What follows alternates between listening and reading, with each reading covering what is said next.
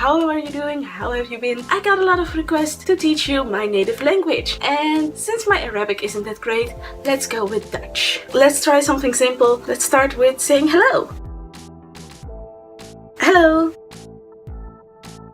Hello. The only difference is that in English you say it hello and in Dutch we say hallo. It's pretty much the same word. That was pretty easy, right? Okay, the next one is a sentence. How are you?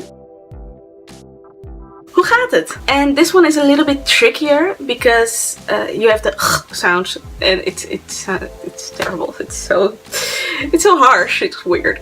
You thought German was harsh? Try Dutch. It's the is a sound you make with your throat, and we use it a lot in the Netherlands. I think that's one of the reasons it's one of the hardest languages to learn ever. There's no real translation for this word, but it's my favorite word in Dutch, so I'm going to teach you anyway. The word is gezellig. Gezellig can mean a couple of things, because it can mean cozy, like imagine Christmas Eve. I don't celebrate Christmas, so I don't know. We have Sinterklaas, not Dutch Christmas, by the way. It's Sinterklaas. But imagine Christmas, you have candles lit, it's all cozy, then it's gezellig. But it can also mean, because it doesn't mean cozy as in a cozy sweater, it's really the atmosphere. The atmosphere is from coziness, that's gezellig.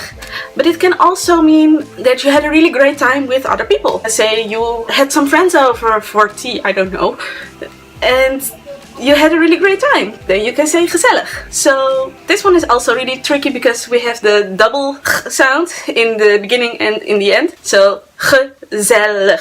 Everyone can learn to say gezellig. And so the next time you go to a party and you had a really great time, you can say It has been truly gezellig. So the next one isn't really a word, it's a name. And it has been my biggest pet peeve ever since I found out foreign people pronounce it like this. Van Gogh. Van Gogh. That's how you should pronounce it. I don't know why it's such a big pet peeve. It just is. But every time I go to Amsterdam or something like that and I hear these foreign students all being, I'm going to the Van Gogh museum. And I'm like, nah, Van Gogh. It's again the double sound, and Van, we so say Van, it's Van because we pronounce the A differently. Just say Van Gogh, please. Please don't say Van Gogh to me. I hate it. I really hate it. It gives me headaches, pretty much. It gives me headaches. I'm like, it's not that fancy. It's not. He made brilliant paintings, but they were that fancy. No, he isn't Van Gogh, it's Van Gogh. It has also been requested to me if I can translate Reden. I keep pronouncing it Dutch, my German doesn't work today. Reden by Tokyo Hotel. Tokyo Hotel. I shouldn't do videos like this, it really messes up my speaking capabilities. Reden by Tokyo Hotel. Translated to Dutch. So I am just going to do the chorus, because if I'm going to do the whole goddamn video, so we will sit here till tomorrow night. My German is a little rusty, even though I'm going to Germany in 2 weeks. Okay, let's do this. Product placement. Wir wollen nur reden und jetzt liegst du hier und ich lieg daneben. Reden. I am just going to do this on the top of my head, out of my head, I don't know. We wilden gewoon praten. En nu lig je hier en ik lig daar beneden. Praten. That is pretty much it. So that sounds kind of similar, but not really. It's also a little pet peeve of mine. When people think German and Dutch are the same language, it's mind-blowing to me. It sounds kind of nothing alike, but a little bit. Just a tiny bit, just to confuse you. I also speak German. I speak 5 languages, so not fluently. I only speak Dutch, German and English fluently, and I speak a little bit of French and a little bit of Arabic. Wow, Mir. I also try to learn Japanese, but my sister's going to do that now. I also kind of like that it sounds slightly similar because it makes my life easier. So we're almost at the end of this video, and you know what comes with ends? Goodbyes. So I'm going to teach you how to say goodbye in Dutch in 3 different ways, because we got a hell of a lot of ways to say goodbye. But I'm just going to teach you 3 and give you some explanation about them. First up, it's doei.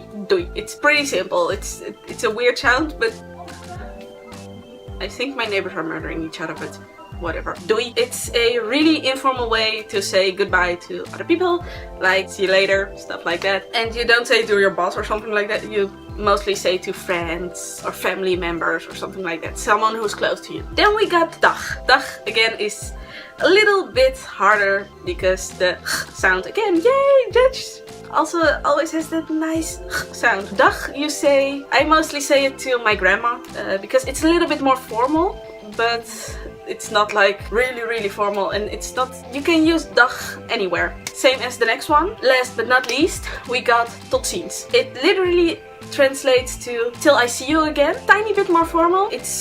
We also say it on the phone for some reason. I don't know why, because you don't see people on the phone, but you say it. It's a thing. It's a thing. It's just like in German you got Auf Wiedersehen und Auf Wiederhören. My German is really rusty. Auf Wiederhören, that's like till we see each other again or till we hear each other again. We don't have that. We just say till I see you again, but it's a little bit more formal, but we also use it with friends, with family. You use it all around, but it's a bit more formal. So you can say it if you had a doctor's appointment. You say tot ziens. Yeah, sometimes you say dag, but you never say doei pretty much. It's more for close people. This is the end of the video, pretty much. Not really the end, but almost the end. If you want me to make more videos like this, because I like talking in different languages than my own, and I love teaching other people my language, because it's really fun to teach people other things from other countries. So if you have any more words you want to learn in Dutch, just leave them in the comments below and I will make another video. Also, I know I promised you a beach video, but the footage sucked because it was all from down here and you only saw this when I talked. So it's not a really nice look when you don't have makeup on and you look weird and it's all chins and stuff, so let's not do that. And also all the footage we had on the beach was totally shaken. Not a good look. But I'm going to the beach again next week and then I will do a proper video talking Dutch to you, and hopefully I have more balls to speak louder, because you also couldn't hear me because I was too awkward on the beach because there were a lot of people, and hopefully there are not a lot of people next week, but we're going to try. I'm going to vlog for you. Also on Friday you have my Efteling video because I'm going to the Efteling and I'm so excited.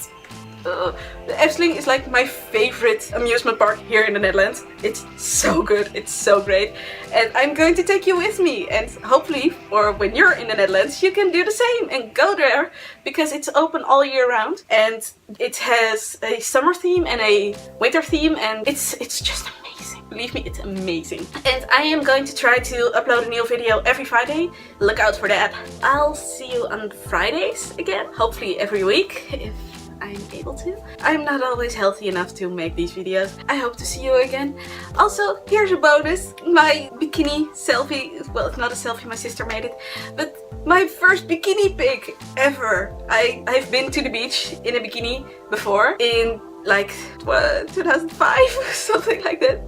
I haven't been in a bikini on the beach for over 10 years. This was a really special moment for me because it was really difficult to do, but with all the help of all my body positivity queens, I made it. I did it, guys. I went to the beach in my bikini and I felt so comfortable and so happy because I was so terrified of something that wasn't there. People aren't going to stare at you when you wear a bikini to the beach because everybody wears a bikini to the beach, or shorts, or everyone does it. So don't be afraid, just do it. And it has given me so much happiness. You don't even, I can cry right now, it's so terrible. But I'm so happy. I want to thank like Megan Tonjes, Ashley Graham, and like every woman, that girl, boy, anyone that has accepted their bodies or has shown love to their bodies and has inspired me to do the same. I'm so thankful, so happy. And I've made a video about body positivity before, and I do love my body, but I wasn't confident enough, because you can be confident but you have levels of being confident. I discovered that. It started for me with wearing crop tops or wearing shorts and being comfortable. I have loved my body for a long time, but I've gained so much weight and it's really difficult. It has been really difficult for me to adjust to this body. Maybe you know, maybe you don't. I have always been skinny my whole life and now I'm not.